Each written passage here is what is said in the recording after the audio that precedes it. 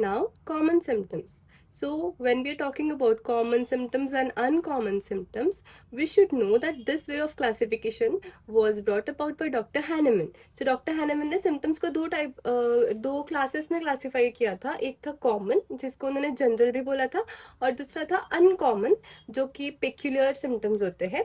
अभी यहाँ पे हमें डॉक्टर हैनेमन के जनरल सिम्टम्स को डॉक्टर केंट के जनरल सिम्टम्स से कंफ्यूज नहीं करना है. डॉक्टर केंट का हम लोग अभी आगे देखेंगे, तो उन्होंने भी सिम्टम्स को जनरल, पर्टिकुलर और कॉमन इस तरीके से क्लासिफाई किया था. So let's talk about common symptoms. So common symptom is that symptom which is found in many patients, in many diseases and is produced in the proving of many medicines. अभी common symptoms जो होते हैं, हमें याद रखना है कि ये बहुत ही मतलब नाम में ही है कि ये कॉमन है. सो दे आर कॉमनली फाउंड. बहुत सारे लोगों में, बहुत सारे ड्रग्स में, बहुत सारे कंडीशंस में ये हमें देखने को मिलते हैं. इसका एग्जांपल अगर हम ले तो फीवर है. तो फीवर ये कोई डिजीज नहीं है, फीवर इज अ सिम्टम. तो बहुत सारे जो डिजीजेस होते हैं, कंडीशंस होते हैं, उसमें फीवर आता है पेशेंट को. तो नॉर्मल अगर हम वायरल कोल्ड या कोल्ड कोराइजा की बात करें, तो वहां से लेकर तो जितने सारे हमारे इपिडेमिक डिजीजेस होते हैं, जो कि मीजल्स है, मम्स है, चिकन पॉक्स है, और उसके बाद जो हमारे हेपेटाइटिस वगैरह, ये सारे कंडीशंस हो गए, यहाँ से लेकर तो मैलिग्नेंसी मतलब कि कैंसर तक के हर केस में fever is a presenting symptom. तो वो केस में वो हमारा कॉमन सिम्टम बन जाएगा, क्योंकि उससे हम लोग कुछ डायग्नोस मतलब कोई एक पर्टिकुलर रेमेडी नहीं दे सकते, राइट. फीवर जो है सिर्फ उसके बेसिस पे हम लोग कुछ नहीं कर सकते, हमें बहुत सारी चीजों को कंसिडर करना पड़ेगा फीवर के साथ. yes, so common symptom is a symptom found in many patients in many diseases and produced in the provings of many medicines. इसके एग्जांपल्स हम और देखते हैं कि कॉमन सिम्टम्स ऑफ डिजीज, जैसे कि कोई भी rash in the measles. So measles या फिर चिकन पॉक्स है, उसमें रैश आना या फिर इरप्शंस का रहना, it is a very common symptom of the disease. Again, the dragging down sensation in the prolapses of uterus.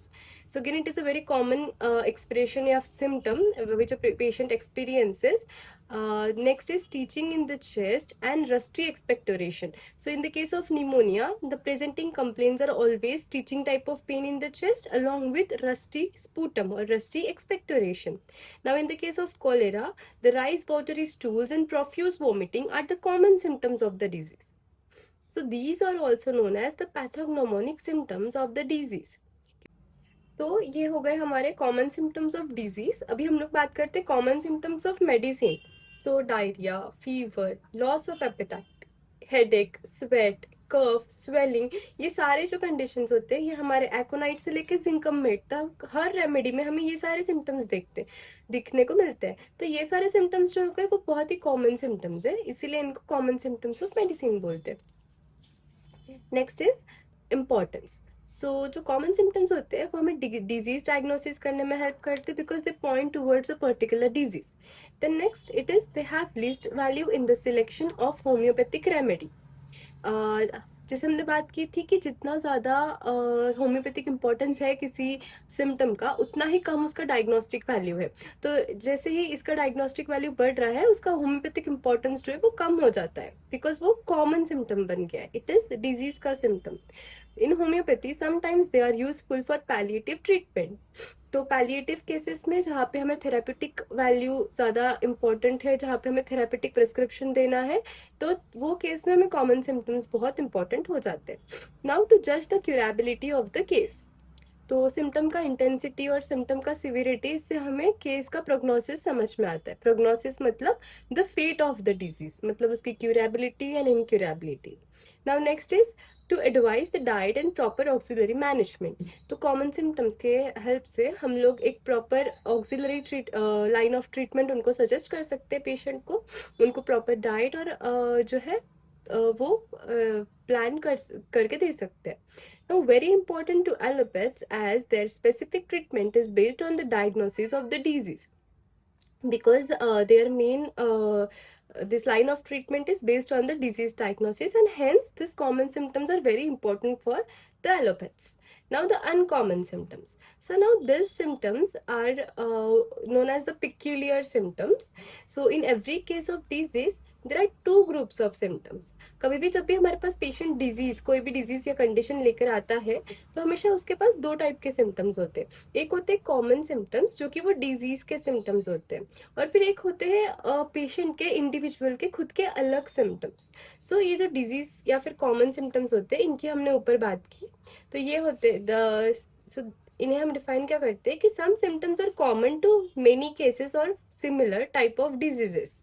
इनको हम लोग पैथोगनोमिक सिम्टम्स भी बोलते हैं, पैथोग्नोमोनिक, और कॉमन सिम्टम्स भी बोलते हैं, या फिर डिजीज सिम्टम्स भी बोलते हैं। वही some symptoms on the other hand are different from the others while suffering from the same disease।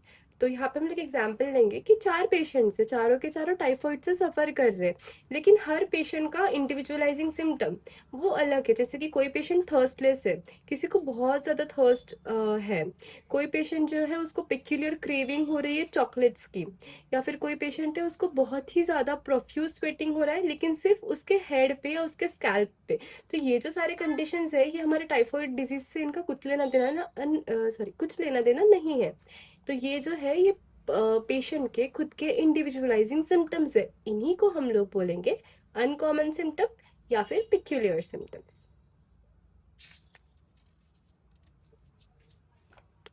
So the second group of symptoms are known as the uncommon and the peculiar symptoms.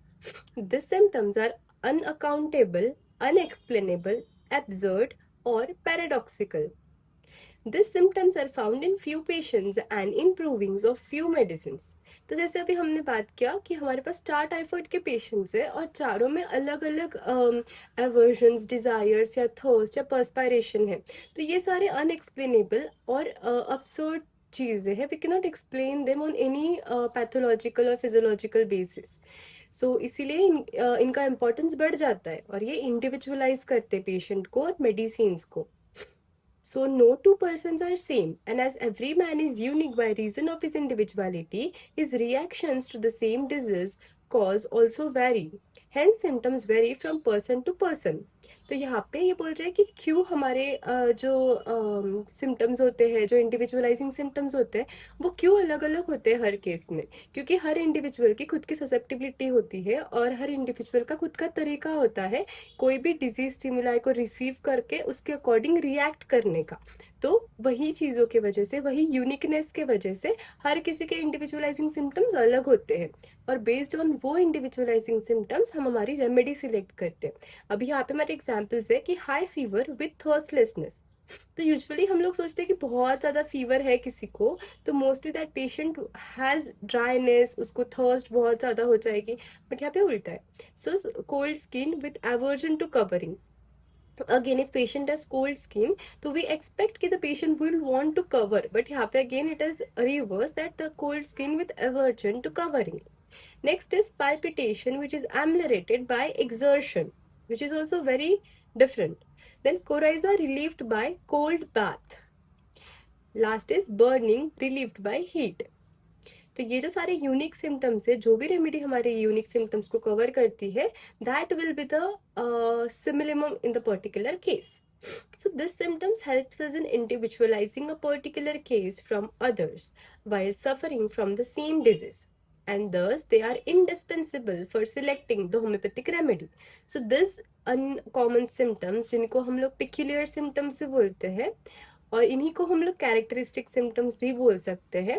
तो ये symptoms जो होते हैं, ये दी utmost important symptom होते हैं, again when we go by doctor Hahnemann's philosophy और doctor Kent's philosophy, ये बहुत इंपॉर्टेंट होते हैं।